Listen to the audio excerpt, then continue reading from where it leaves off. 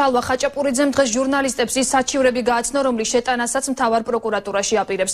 საჩივრები პოლიტპატიმრების, სისხლის სამართლებრივი დანაშაულის, ქონების უკანონო ჩამორთმევის ფაქტებს მოიცავს.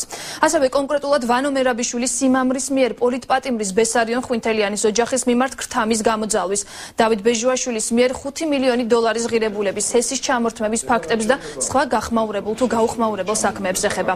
ადვოკატმა თეთრი წყაროს რაიონში მომხდარ დღევანდელ მოვლენებზეც ისაუბრა და სახელმწიფო აუდიტის ეროვნულ სამსახურს თეთრი წყაროს საკრებულოს მოუწოდა გამგეობის წევრების და სოფლის რწმუნებულების ფინანსური საქმიანობა შეისწავლოს. ჩვენ შეგვაქვს 100-მდე პირის მკვლელობის, უბრალოდ 100-ზე მეტი პირის მკვლელობის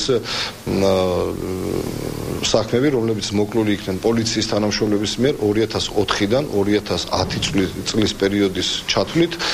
კონკრეტული ფაქტები გვაქვს, კონკრეტული დაზარალებული გვაქვს, კონკრეტული ადამიანები და ვითხოვთ დაიწყოს სისხლის სამართლებრივი დევნა სააკაშვილის, ვანო მერაბიშვილის, ადეიშვილის და კონკრეტულად ამ მკვლელობებში მონაწილე პოლიციელების მიმართ. ვინაიდან ასე მოიცნენ დღევანდელი დეპუტატები, ჩვენ რა თქმა უნდა ხვალვე გავამზადებთ საჩივარს და მიმართავთ მთავარ პროკურატურას იმ უხლის შესახებ, რომელიც იურის პალიკოკუბლაშვილს, ვითომ იურის პალიკოკუბლაშვილს, ვიცით მაგის განათლების იურიდიული დონე, მიმართავთ რომ დაიწყოს სისხლის სამართლებრივი დევნა ამ დეპუტატების მიმართ დანაშაულის პროვოცირების მიზნით, რაც მათ დღეს ჩაიდინეს.